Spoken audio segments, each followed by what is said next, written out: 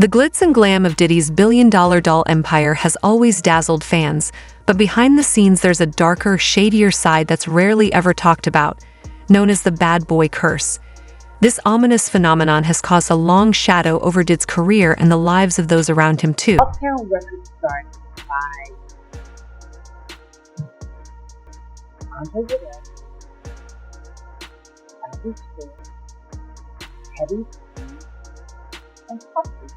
And Tim was the longest working employee. He was there from the very beginning. He was Andre's fucking partner. Tim said, Heavy D said,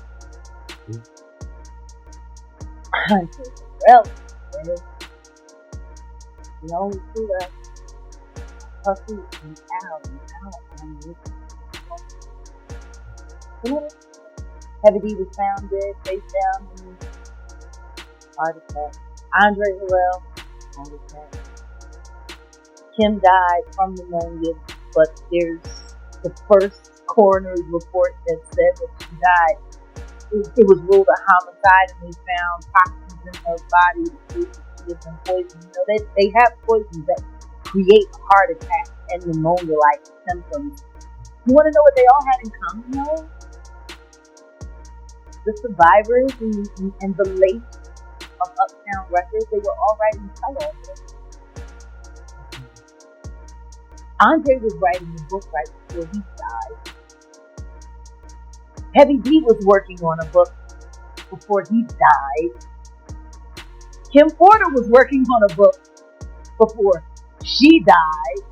And Albie Shore was working on the documentary of his life. And then he was. Has Puffy ever been in a coma? Has anything happened? It seems like everybody that worked at Uptown Records from the very beginning.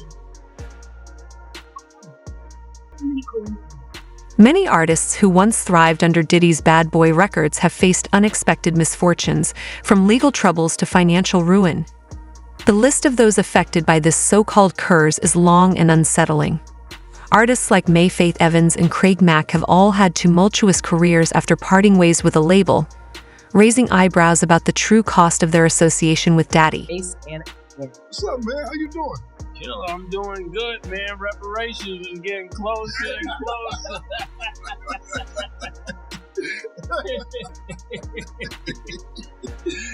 I'll be sure to give you your percentage. I ain't got nothing to do with that money. That's all yours, man. I was on the next one. Man. Closer and closer. Closer and closer. The big payback. This has been the last year has really kind of been the big payback for you, man. Yeah, man. Yeah.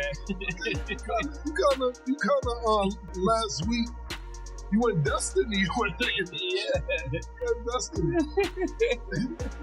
You know what happened yesterday, right? Yeah, man. That's what I'm trying to say. It's going crazy. What happened? Yeah, I'm gonna let you start. What did you see that? Oh, yesterday was the anniversary of Biggie Smalls' album, 27 years later. That's what I see yesterday. That's what I was talking about. Yeah, that was real.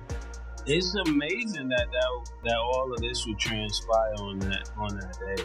What's crazy is yesterday was Biggie Smalls' 27th anniversary of Life After Death, and it was also the Diplomat Immunity album, 21st anniversary. Shit going on. It's going on. Right. Yeah, man. I was just saying. Yesterday was kind of.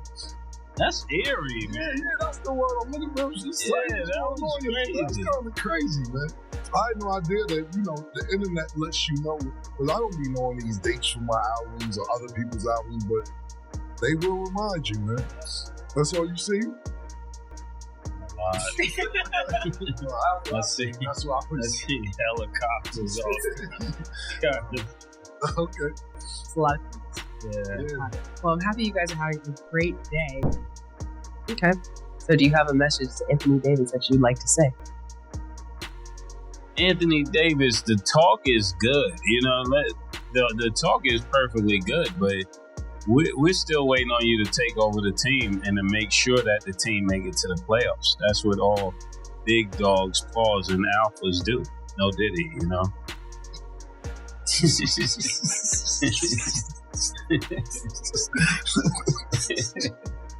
I don't know, Brad.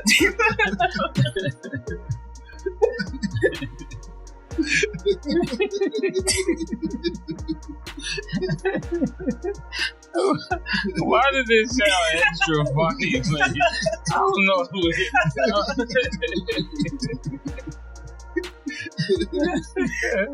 definitely does. It does, right? Yeah. It just got a different something to it. I don't know about that one. Insiders whisper about the cutthroat business tactics and alleged exploitation that have fueled Diddy's rise to the top. Now, some former associates claim that Diddy's relentless pursuit of success often left them in the dust, struggling with the fallout of his high-stakes decisions. There's talk of broken promises, unpaid royalties, and intense pressure that drove many to their breaking points. I want to tell you why. You know, if the devil can use him aggressively, then I want you to know God can use me aggressively. Confusion is because for years, these guys have organized a mass organized effort to slander my name behind the scenes. So every time I say something, you're just seeing my part because their part is behind the scenes. But I want you to know I'm up for it. I'm up for it. I'm anointed. Why do you think T.D. Jakes was at Puff Daddy's birthday party? If Jakes was at a Diddy party, there could only be 2 reasons. Money was.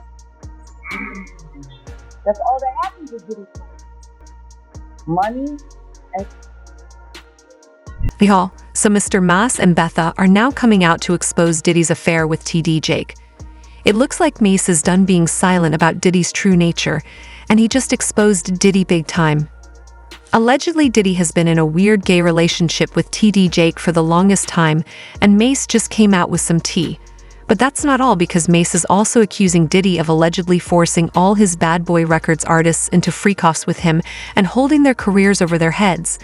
Mas has had a lot to say, and this drama just got insane. Money do you think I owe this guy? 1 album, and then he became a fake pastor and went and conned people. And then y'all gonna let him throw dirt on the God's name? So we all come on in and hop in ASAP, because it looks like some Bad Boy Records artists are starting to speak up against Diddy, and y'all, they don't exactly have great things to report about him.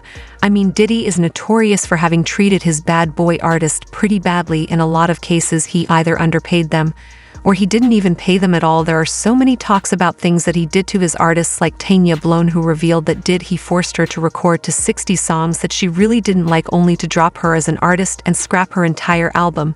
But it gets even worse, because she claims that she had gotten so frustrated with the album being ignored that she tried to take her own.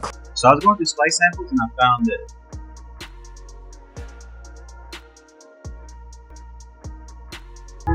say less. Let's make something. Let's make some chops, rearrange some stuff. Pressure that drove many to her breaking points. Beyond the music industry, Diddy's lavish lifestyle and legal battles have also contributed to the empire's shady reputation. Extravagant parties, run-ins with the law, and controversies seem to follow this dude wherever he goes, adding to the mystique of the Bad Boy curse. Clips Kaka. People were testifying they were brought to Puff first, saying that they what they saw against Shine, what they thought Shine did. The DA didn't even know those people existed. There's no every man possibly is capable. I think he's very capable of doing it. It's in his character. That's who he is. That's what comes with power. That's what comes with arrogance. That's what comes with, what makes him. Power. That's just the selfishness to make you be like that. But with everything that's going on, man, you're looking at they dropping them left and right. Companies are parting ways with him. All of that's happening right now because he's tarnishing his own image. What I think is just what I call is a character assassination that's going on right now. So it's just another form to silence a man, make it humble a person. How sometimes you gotta humble somebody. You're right. Yeah, I think he's being humbled right now. which it took a long time. It takes a long time to humble an arrogant person. Perfect, right? He did an interview with the Breakfast Club where he was talking about giving Bad Boy the right that they published. And you had an issue with the interview, right? What was your issue? Well, I don't think I call it an issue. When people are phony and baloney on the pickle sandwich, they need to be spoke to and they need to be brought up on their bull. You understand? If you gave it to them 2 years ago and you made them sign non-disclosure not to say anything until you got ready to say something, how good are you, or what are you trying to make it up to them when you know within fact that the publishing is not worth what it used to be, and at a commodity, if that singly is not worth nothing unless you had a hit song or a big song that is getting played constantly on the radio or different streaming platforms. Every individual has to, in order for them to get a 10 cent, they got to do like 1 million streams. You know what I'm saying? So, if you would really wanted to do something and give something back, at least you could gift them 1,500,000 for doing that. You know what I'm saying? You're a millionaire. That's gonna come out on your tax. These people help you become a millionaire. If you want to be right, do right by them. I just thought it was just timely because he was coming out with this so-called love album, that he stole somebody else's name again, Male Love. Now he's Brother Love, and all like that, and come out with an album, and then this is what I'm going to do. That's all that shit is a facade, brother. It's marketing purposes to try to make him look good when his artists even come out and talking about that the artists that didn't sign it coming out and saying that, listen here, man, nah, he ain't doing nothing for it. So, I got a problem that everybody, because he's Brother Love, Diddy, Puffy, Puff Daddy, that they give him these platforms to continue, tearing people down and not doing right by people that did right by him. What you mean by he stole somebody's name? Oh, the dude who named Big Notorious, the dude who started that Big Mac campaign, that was one of his interns that worked under Kurt Brough. We all knew him as Mel Love. Mel Love. They used to call him Love. Yo, Love, what up? He's from Harlem. He stole his name. Big, when Big ain't Diddy, rolling over in his grave laughing at him, because we know what Diddy was. Diddy was the monkey from Donkey Kong little nephew. Then he stole Mel Love's name. You understand? He stole my cool name, Slick in the Family. What he do put on his album, Puff Daddy in the Family. Ain't nothing original about this cat. So your issue with Puffy is he made all the money he could make off the publishing. He milked it for everything. And now he gave it to him back. And it's not worth anything. That's your issue. It's really not an issue for me because, I ain't got a dog in the fight. But I know some of the people, and I know some of the people personally. You understand? I've been around some of the people. And a lot of people are suffering, bro. And you giving them people nothing. You did better just giving them, if you want to do something nice for them, listen here, man. I want to keep you publishing for a lifetime. They go $1 million. They gonna jump on that like a fat rat in the cheese factory, bro. They would have jumped on that. Because they know right now in these days it ain't worth nothing.